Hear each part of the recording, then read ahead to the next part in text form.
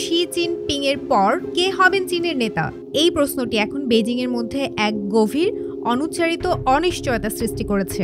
টানা ১৩ বছর ধরে তিনি মাও সেতুং এর পর চীনের রাজনীতিতে এমন একচ্ছত্র প্রভাব প্রতিষ্ঠা করেছেন যে তার পদত্যাগের কোনো ইঙ্গিত নেই। কিন্তু শি এর এই দীর্ঘ শাসন উল্টো এক জটিলতা তৈরি করেছে, কারণ তার হাতে কোনো স্পষ্ট উত্তরসূরি নেই। বর্তমানে ৭২ বছর বয়সী শি জিনপিং জানেন, উত্তরসূরি মনোনয়ন মানে নিজের প্রভাব দুর্বল করার ঝুঁকি, আবার বিলম্ব করলে উত্তরাধিকার নিয়ে রাজনৈতিক অস্থিরতা সৃষ্টি হতে পারে। এই দোটানায় চীনের ভবিষ্যৎ নেতা কে তা এক প্রহেলিকা।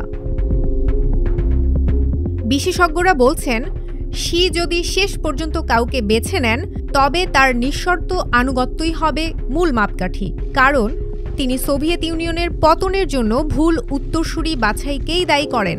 সম্প্রতি দুর্নীতি ও আনুগত্যহীনতার অভিযোগে ৯ জ্যেষ্ঠ সামরিক কর্মকর্তাকে বহিষ্কার করে শি তার এই জিরো টলারেন্স নীতি স্পষ্ট করেছেন।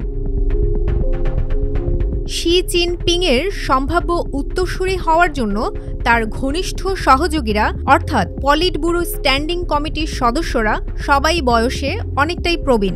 শি নিজে যেখানে ৫৪ বছর বয়সে কমিটিতে যোগ দিয়ে পরবর্তী নেতার পথ তৈরি করেছিলেন, সেখানে বর্তমান নেতারা ৬০-এর ঊর্ধ্বে সেই সুযোগ হারাচ্ছেন।